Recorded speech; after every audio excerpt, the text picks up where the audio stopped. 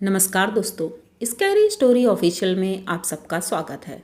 आज की कहानी की तरफ बढ़ने से पहले चैनल को सब्सक्राइब कर लीजिए और अगर कहानी अच्छी लगती है तो प्लीज़ लाइक एंड कमेंट करना मत भूलिएगा। आज की कहानी बहुत ही ज़्यादा डरावनी है, तो ध्यान से सुनिएगा। कहानी है साहिल, समीर और सूरज की।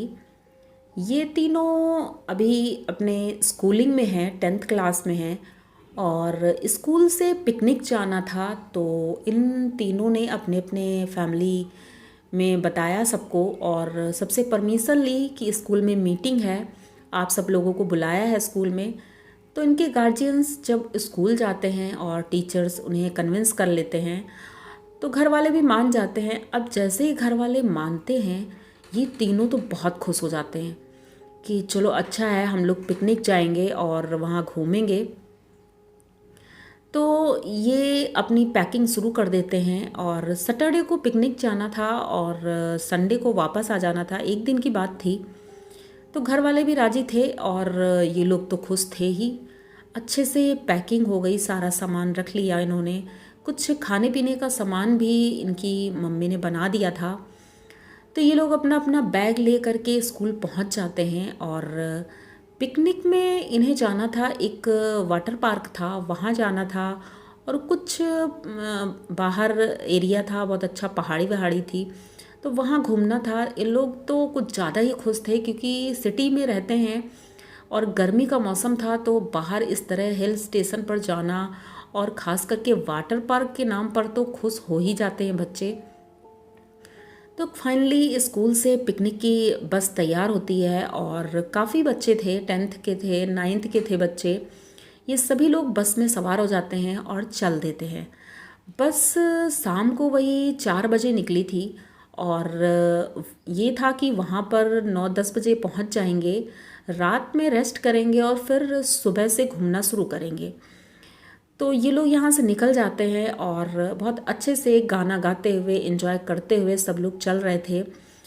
तभी रास्ते में इनकी बस खराब हो जाती है। वो रास्ता बहुत ही ज़्यादा डरावना था क्योंकि अगल बगल इतना जंगल था और घना अंधेरा था। कोई वहाँ पर रोड लाइट नहीं थी। ये बात आज से 15 साल पहले की है, जब इतना ज़्यादा रोडें अच्छी नहीं थी और लाइटें भी ज़रूरी नहीं था कि सब जगह लगी हों।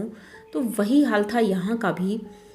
तो ये लोग अब बस में बैठे थे, गर्मी का मौसम है और बस अगर रुक जाती है तो और गर्मी लगती है क्योंकि नॉर्मल बस थी, स्कूल बस।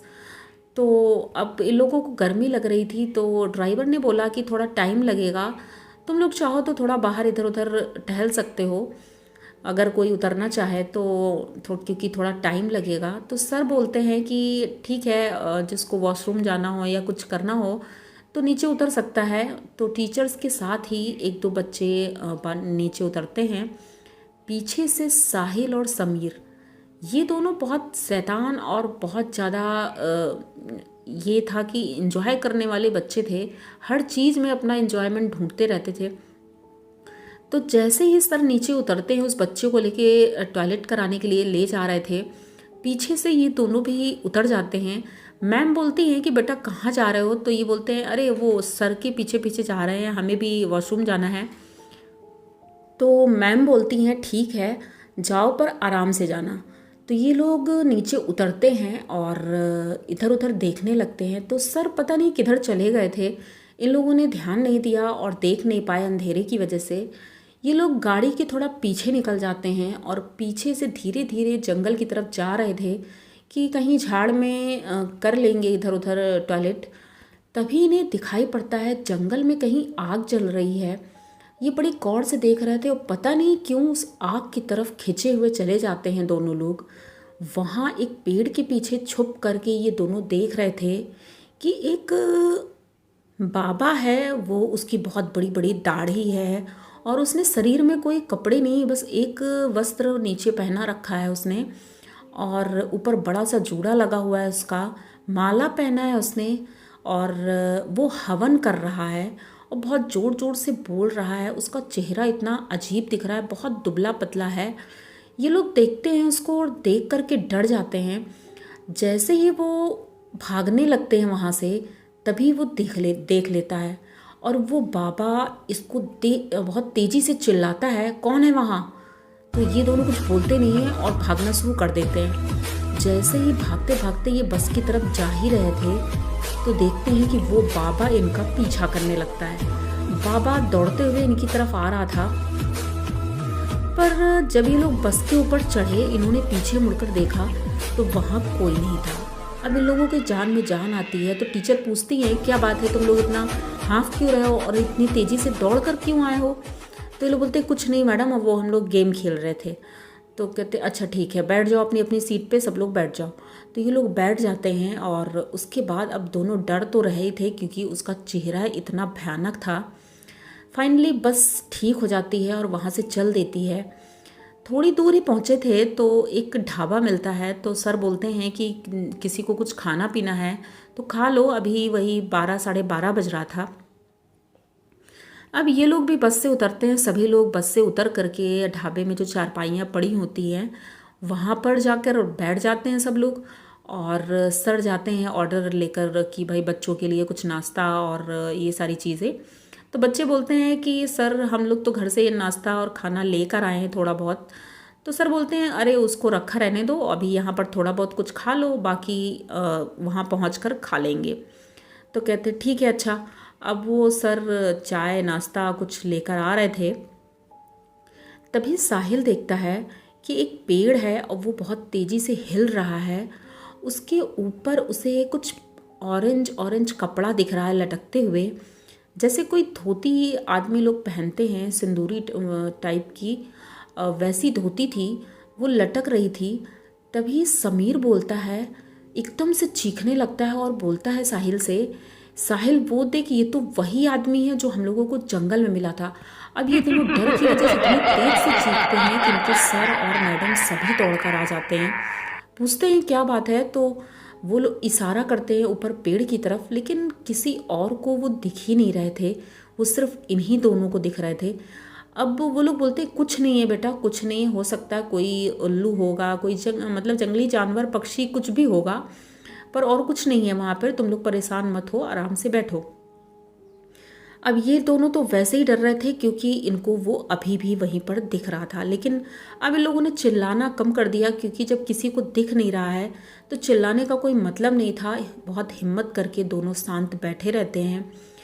वहाँ से बस चल देती है और इसके बाद ये लोग अपने जहाँ होटल में या जहाँ रुकना था वहाँ रुकते हैं।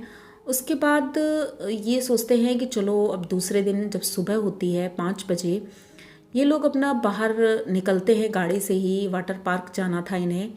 वाटर पार्क पहुंचते हैं और सभी बच्चे खूब एंजॉय कर रहे थे। सुबह सुबह का समय था और इसी बहाने सब लोग फ्रेश हो गए, नहा धो लिया सबने वहीं पर। तो वाटर पार्क में जब नहाने के लिए ये पूल में कूदे थे तो अचानक से साहिल को ऐसा लगता है जैसे किसी ने उसका पैर खींचा हो, जबकि वो इतना गहरा नहीं होता है, ये लोग डूब नहीं सकते हैं, लेकिन साहिल डूबने लगा था। साहिल डूबते डूबते चिल्ला रहा था और उसे ऐसा लग रहा था जैसे किसी ने नीचे से बहुत तेज़ी से खींचा है। वो पैर एकदम झटक रहा था, एकदम तड़प रहा था, लेकिन कोई उसको समझ नहीं पा रहा था ये क्या कर रहा है। सबने सोचा ये शैतान बच्चे हैं, शायद कोई शैतानी कर रहे होंगे, पर समीर को ये सब समझ में आ रहा था। समीर दौड़ कर जाता है और साहिल को उठाने की कोशिश करता है, किसी तरह खींचते हुए साहिल को वो किनारे ले जाता है और सर को बुलाता है, सर की मदद से उसे बाहर निकालता है।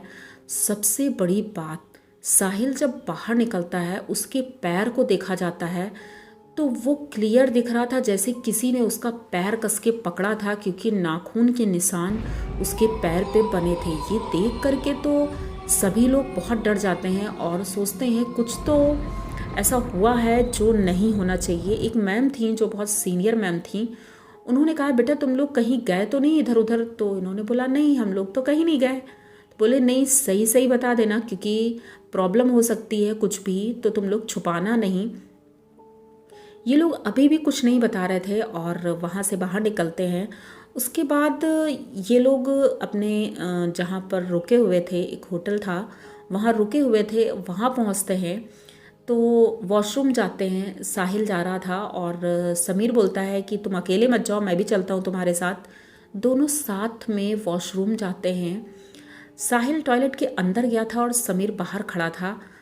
तभी अचानक से साहिल चिल्लाता है बहुत तेज़ी से। समीर दौड़ कर जाता है अंदर और देखता है तो वो जो बाबा था उसका चेहरा उस शीशे में दिख रहा था जो साहिल ने देखा। समीर को तो नहीं दिखा था उस वक्त, लेकिन साहिल ने देखा। साहिल ने देखा वो शीशे के अंदर था और तुरंत ही वो शीशा टूट गया था। वो टूटने की आवाज़ इतनी तेज़ी से आई थी कि जो अगल बगल रूम में सब लोग थे वो भी दौड़कर आ गए थे। ये दोनों इतना ज़्यादा डरे हुए थे। जब साहिल के आँखों में वो शीशा लग गया था तो इस वजह से खून भी निकल रहा था। समीर अब छुपा नहीं सकता था। उसने अपनी मैम को सारी बात बताई कि मैम जब वहाँ बस रुकी थी तो हम लोग जंगल में गए थे, वहाँ पर एक बाबा थे, वो कोई पूजा कर रहे थे। हाँ, और गलती से जब हम लोग चलने लगे तो उन्होंने देख लिया था। पता नहीं वो कैसी पूजा कर रहे थे, तो उन्होंने हमारा पीछा किया था। उसके बाद से हर जगह हमें वही बाबा जी दिख रहे हैं। तो मैम कहती है ऐसा कैसे हो सकता है कि वो हर जगह दिख रहे हों, क्योंकि ये पॉसिबल नहीं है। तो ये लोग वहीं पास में एक मंदिर होता है तो सभी बच्चों को ले करके मैडम जाती हैं वहाँ। साहिल की हालत बहुत ख़राब हो गई थी क्योंकि उसके कांच भी लग गया था और उसकी आंखें एकदम लाल हो रही थी। वो बुखार से तप रहा था, उसकी हालत बहुत ज़्यादा ख़राब होने लगी थी। तो ये सब लोग जब मंदिर जाते हैं तो वो हनुमान जी का मंदिर था, वहाँ एक पुजारी जी थे। मैडम उनको सारी बात बताती हैं तो पुजारी जी कहते हैं कि इन बच्चों ने बहुत बड़ी गलती कर दी है, क्योंकि उस जंगल में एक तांत्रिक है जो वहाँ पूजा करता है और वो हो सकता है उस वक्त पूजा कर रहा हो, क्योंकि वहाँ पर एक शमशान घाट है, वहीं पर वो पूजा करता है। हो सकता है बच्चों ने देख लिया था उसको और उसने बच्चों को देख लिया था, तो इसीलिए वो इनके पीछे लग गया है। तो तांत्रिक लोग खुद तो नहीं जाते हैं, लेकिन उनके भेजे हुए प्रेत और भूत ये सारे अपना बदला उसी से लेते हैं। तो हो सकता है उसी ने कुछ भेजा होगा जिस वजह से ये बच्चे परेशान हो रहे हैं। तो पंडित जी बच्चों को एक एक कलावा बांधते हैं हाथ में, दोनों को, समीर को और साहिल को, और उन्हें हिदायत देते हैं कि दोबारा से ऐसी गलती मत करना। साहिल ठीक हो जाता है और अब उनसे माफ़ी भी मांगता है पंडित जी से कि दोबारा ऐसा नहीं करेंगे हम। लेकिन ये घटना समीर और साहिल आज तक नहीं भूल पाते हैं। अब तो बड़े हो गए हैं, लेकिन पिकनिक के नाम पे आज भी बहुत ज़्यादा डरते हैं, क्योंकि ये बहुत भयानक हुआ था उनके साथ। वो चेहरा आज भी नहीं भूल पाते हैं। तो ऐसा होता रहता है, लेकिन सावधानी हमें ही करनी होगी और हमें ही सचेत रहना होगा। तो ये कहानी आप लोगों को कैसी लगी? अगर अच्छी लगी हो तो प्लीज़ चैनल को सब्सक्राइब करिए, लाइक कमेंट करिए, शेयर करिए और बने रहिए हमारे साथ। इसी तरह की नई और अनोखी कहानियाँ लेकर मैं आती रहती हूँ। तो मिलते हैं फिर किसी नई कहानी के साथ, तब तक के लिए डरते रहिए।